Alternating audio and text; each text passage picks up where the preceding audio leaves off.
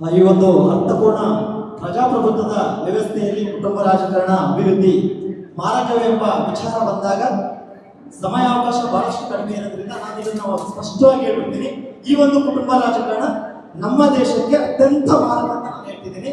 ಕಾರಣ ಇಷ್ಟೇ, ಕುಟುಂಬ ರಾಜಕಾರಣದಲ್ಲಿ ಸಾಕಷ್ಟು ಜನ ಕುಟುಂಬಧಾರಿಗಳೇ ಪ್ರಜಾಪ್ರಭುತ್ವ ವ್ಯವಸ್ಥೆಯಲ್ಲಿ ಎಲ್ಲರನ್ನೂ ಕೂಡ ಆಳುವಂತಹ ವ್ಯವಸ್ಥೆ ನಮ್ಮದಾಗಿದೆ. ಅದನ್ನ ಮೀರಿ ಇವಾಗ ನಮ್ಮ ವಿನಯ್ ಕುಮಾರ್ ಸಾಹೇಬರು ನಮ್ಮ ಜಿಲ್ಲಾ ಮಟ್ಟದಲ್ಲಿ ಲೋಕಸಭಾ ಅಭ್ಯರ್ಥಿಯಾಗಿ ಚುನಾವಣೆ ಸ್ಪರ್ಧಿಸಿದ್ರು. ನಮಗೆ ಗೊತ್ತಿದೆಯೇ ಇಲ್ಲ, ಡೇ ಫಸ್ಟ್ ಇಂದ ನಾನು ಅವ್ರ ಜೊತೆ ಇದ್ದೀನಿ. ಡೇ ಫಸ್ಟ್ ಇಂದ ಜೊತೆಗಿದ್ರು ಕೂಡ ಎಲ್ಲರ ಮನಸ್ಸನ್ನ ಹತ್ರ ಆದ್ರೂ ಕೂಡ ಯಾರೊಬ್ರು ಕೂಡ ಇವತ್ತು ಗ್ರೇಟ್ ಅಂತಾನೆ ಹೇಳ್ಕೋಬೇಕು. ಇಡೀ ದೇಶದಲ್ಲೇ ಇಡೀ ರಾಜ್ಯದಲ್ಲೇ ಒಬ್ಬ ಸ್ವತಂತ್ರ ಅಭ್ಯರ್ಥಿ ಅತ್ಯಂತ ಹೆಚ್ಚಿನ ಮತಗಳನ್ನ ಪಡೆದಿರ್ತಕ್ಕಂಥ ಯಾರು ವ್ಯಕ್ತಿ ಇದ್ರೆ ಅದು ವಿನಯ್ ಕುಮಾರ್ ಅಂತ ಹೇಳಿ ಬಹಳ ಹೆಮ್ಮೆ ಅನಿಸ್ತಾ ಇದೆ.